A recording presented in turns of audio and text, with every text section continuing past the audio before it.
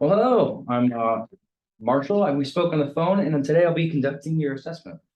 Hi, nice to meet you. I'm Austin.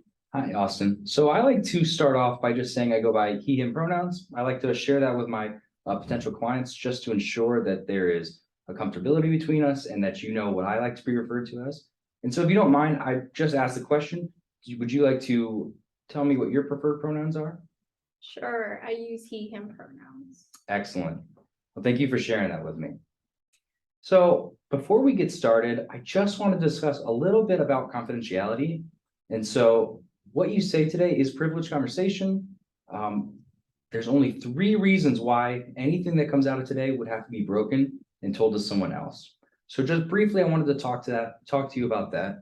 The first reason would be if you're a threat to yourself or others.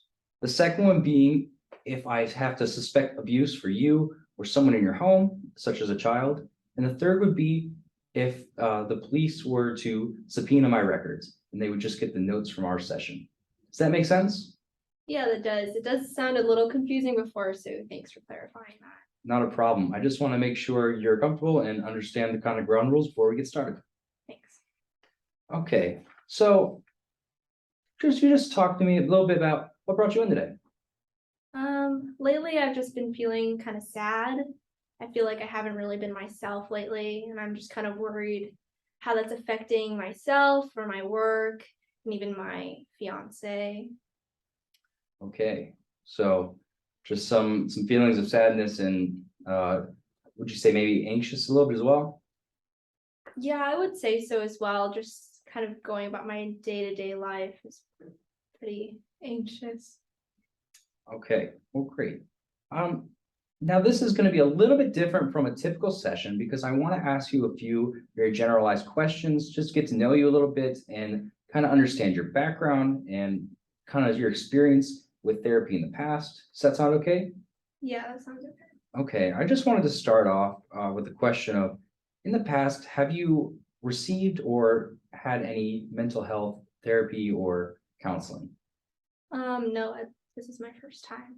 Okay, well, I want you to know that I really do appreciate you coming and we're gonna, try to go slow. And if you have any questions or anything that comes up, you feel free to ask and I will clarify or help with that. Sounds good. So in the past, you said you haven't had any mental health counseling. Have you been diagnosed by a doctor with any mental health illnesses? I don't believe so. Okay, great.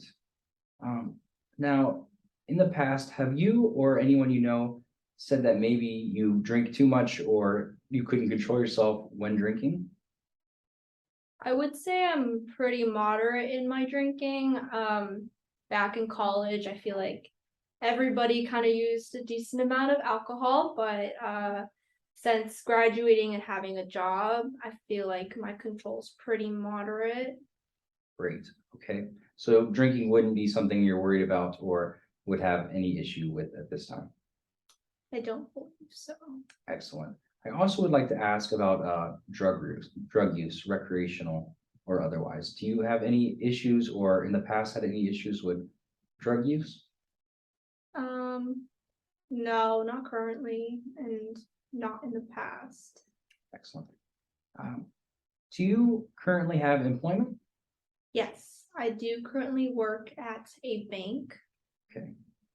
Excellent. How do you like that work? It's pretty good. I mean, it's not anything that's like saving the world or anything, but it is a good job and it pays for all the bills and everything that I need. So I can't really complain about it, I suppose. Great. Now, to get that job, did you have to have a certain level of education? I'm just trying to see, what level of education you maybe have attained. Yeah, so I did graduate from a university nearby with a degree in business. So that business degree kind of helped me prepare for this kind of financial job and financial field. And it also helped me get some connections in the field as well. Excellent. Great.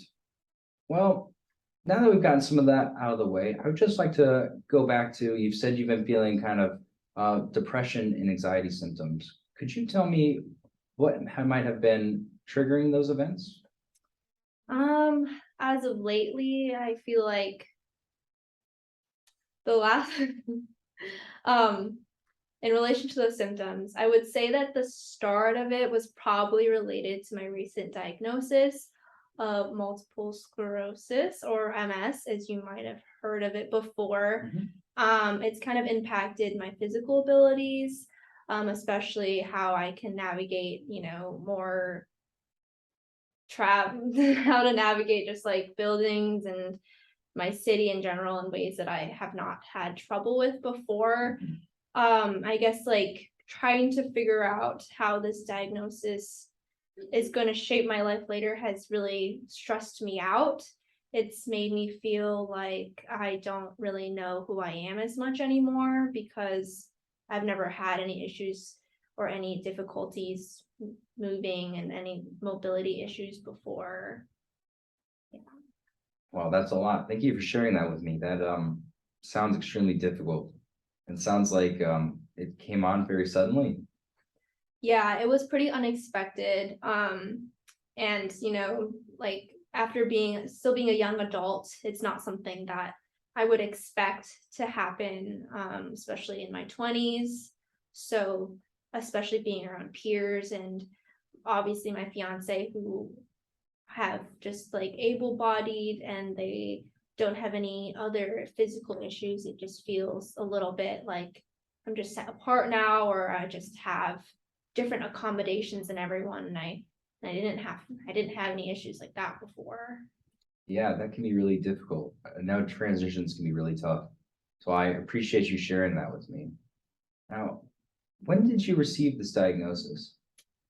I would say I think about a year ago now, I first went to the doctor and they ran some tests and they told me that that's what I had. And how long would you say you've been experiencing some of the anxiety and some of the loss of pleasure in doing some of the things you've been used to love? Yeah, I would say after the initial shock, it kind of set in. Um, Although I've learned more about the disease Mhm. and about how it would affect, I guess I'm just nervous about how it will continue to affect me. Um, I feel like because of the anxiety about the future, the depression has started, and it just because I don't know where it's gonna go, it just feels like it's just staying with me. I just don't know what to do with this like sadness about my future and the anxiety. So I would say it happened pretty soon after I found out, but at this point, I feel like it's kind of worth talking to, and I feel like my fiance also thinks it's helpful to talk about how it's affecting my mental health. So correct me if I'm wrong, but it kind of sounds like you're talking almost like carrying a weight with you, kind of almost a physical response as well. Yeah. It does like it's interesting because even though it's like a mental something that's happening in my head, the sadness, it feels like it's affecting almost everything I do. And even the way I guess I express it, it's not even just sadness. I feel like my anger comes and goes. I just have these mood swings and I'm worried about how that's gonna affect my work and my relationship, especially. Just because I don't know if they understand what I'm going through. Wow. Now, I heard you bring up your fiance a few times. Is your fiance pretty supportive and someone you would say is a support system for you? Yeah, I would say my fiance Bailey is just she's great. But we did meet obviously before my diagnosis, so I'm worried that she sees me as something different or someone different, and I don't want that to happen, but I feel like I can't control it. But so far she's been very understanding. That's great. It's good to have a very close support system. Now, just talking on the realm of support system, do you have any other family in the area or friends that you can lean on when you're feeling these symptoms and you're feeling down and pressed? I do have some people I can reach out to. My family is a few drives away. So while they're not very far, it is still an effort to get there. And especially since I work full time and most of my friends also have like a classic 9 to 5 job, it feels like everyone has gotten to the point of their young adulthood where everyone's just kind of doing their own thing. So it's kind of tough because I guess in college these things kind of came more naturally. Like you lived close, like within walking distance of your closer peer support. So I would feel like I only have Bailey as like my closest right now. Okay, so sounds like you do have some supports, but Bailey is your go-to right now. Mhm. That's understandable. Now, could you kind of walk me through a typical day and what that looks like for you? Yeah, I wake up and in the morning it's pretty hard for me to get out of bed. Um, and I know I have to go to work and everything, and I want to keep up a more normal set of life because I want to keep some part of my life normal that's not affected by my diagnosis. But so I do get up, and then I go to work, and the work is, I mean, it's kind of boring. But it's not anything physically taxing, so I don't think that the physical part of my illness has affected that. But I feel like because I have like a feeling of just anxiety and just stress, I don't know if like my coworkers and even my supervisor could be picking up on like perhaps like a lack of direction or focus sometimes. So I guess I'm worried about my job performance there. Um, but after work, I go home, um, make dinner, um, and I watch some shows, and I kind of get into bed. And I just feel like every day it's like kind of a repetition, and it's nice to have routine, but it feels like after I get such a big diagnosis that changes like the future of my life with this chronic illness, it's like how am I supposed to kind of remain normal? Like I just feel like I should just keep going, but it's kind of hard to keep going on like everything is normal when I probably look normal to everyone else, but inside I just feel like really hopeless.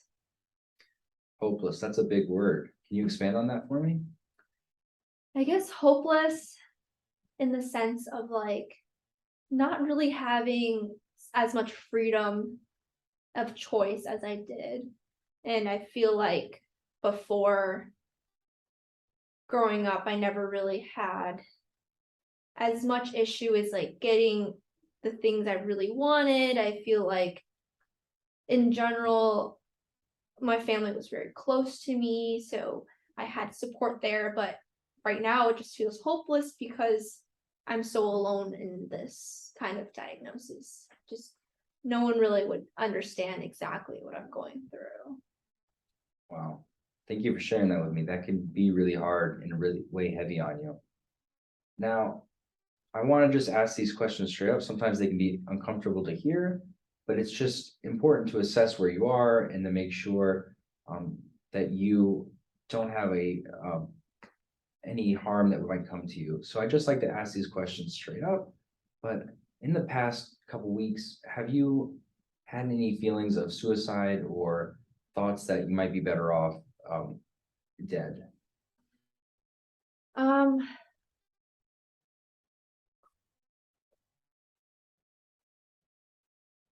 It's okay. However, it's okay to take your time and think about it and answer however you feel that would be honest. Sometimes I feel like sometimes I do feel like it would just be easier to just like not wake up, but I know there is still things in my life that I still want to do and people I still want to see. But I guess just having that sadness and like the confusion with my life, I just kind of rather not think about it. And like, I guess in my head, sometimes that means that like if I just stop existing, then I won't have to think about my future. and the changes that will happen to me in my body. Sure. Yeah. Now, knowing that, do you feel that you have a plan or a will to act on not waking up or not continuing on? No, I don't think I do.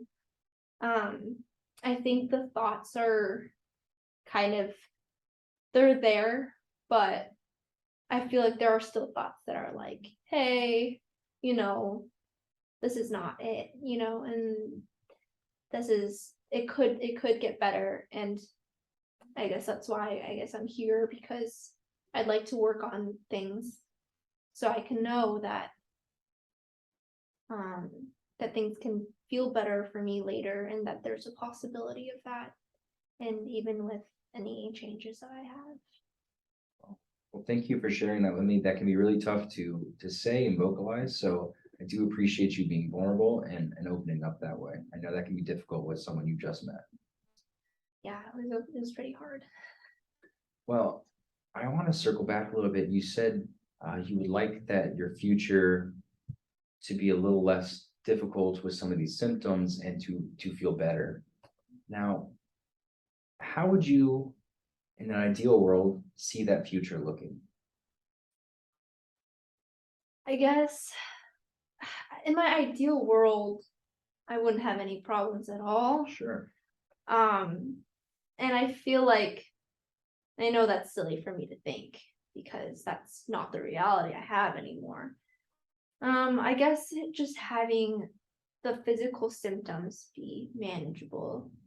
Um, but it's not even just that, I guess, like, how do I manage both the physical part and then have my mental health be also okay with it? Like, because I'm managing now, but like managing right now doesn't feel very good. Mhm. Yeah. Can I ask you, what do you do to manage some of these feelings when they arise? Uh, it's hard. I feel like I don't really know, um, like any specific, like maybe coping skills that other people might know of or have been provided to them. I guess for now, I will either text my brother about it. Maybe I'll call him on the weekend. Um, and then I'll obviously talk to my fiance about it. But I'm just worried that I'm just a burden on them. I don't want it to be too repetitive, and I don't know if it's something that they want to hear. Um, because it's like I have to live with it, but I mean it's not their life, so I guess my support systems, yeah. And I'm worried about how willing they are to be there for me. Yeah, that's difficult because those are people we definitely want to lean on, especially in the tough times. So I can I hear you when you say you don't want to be a burden. Um, we could also work on just developing some of these coping skills and other ways to get those feelings to go down when we feel them in our chest, we feel them rise up. That could be one of our goals for therapy. Yeah, I would like that. I think it would be nice if you're someone who knows what coping skills could work, because I feel kind of lost. Great. Well, we can work on that, and that's something that would be very important to learn and to utilize. Now, I wanted to clarify my role really briefly, in just saying that as a therapist and a counselor, I don't give advice and I don't try to direct you one way or another. What I really like to do is let you come up and formulate ideas, and then I can help you strategize those ideas and move forward with them. Does that sound like something you'd be willing to try or work on? Yeah, I think that does sound more focused in what I want to do. I appreciate someone being there for me to kind of guide my ideas in a more direct fashion. I think that I'm looking for some kind of end goal here where I can look back and be like, this is something that did help. So I do appreciate you clarifying that. Great. Now, I just wanted to kind of maybe do a little bit of wrap up and a little bit of summary, because we talked about a lot today, and kind of make some plans for going forward. Does that sound okay? Yeah, Great. So I just want to again thank you for coming in. I know this is your first experience with therapy, and that can be a really big step for some people and difficult. I also recognize that you're going through a lot. You've said you've been diagnosed with MS, which I can only imagine what that's like. And kind of the mental and physical symptoms that come with that. I just really do appreciate you taking the steps to try to make yourself feel better. It sounds like you have identified a little bit of hopelessness and some anxiety, maybe surrounding your work and surrounding your social life and your relationships, but you still have hope that we can move forward and start making those feel better. So I appreciate you taking those steps. Now, I think you'd be an excellent candidate to receive therapy, and we could absolutely work through that together if that's something you'd be willing to do. Now, I'd like to offer you to come back, but I would like to hear your input on how often you'd like to come. Typically, we can do once a week, once every other week, monthly. It's just really what works best with your schedule and how you're feeling about it. yeah. Thank you for taking the time to talk with me today. I would like to continue. Based off my work schedule, I would like to come maybe once a week, maybe once every other week. Since I feel like I would want to come more often so I can kind of understand more what's going on with me in this process. So maybe once a week in the beginning, and then if things feel better, it could be every other or even monthly. And that's me hoping for the best, obviously.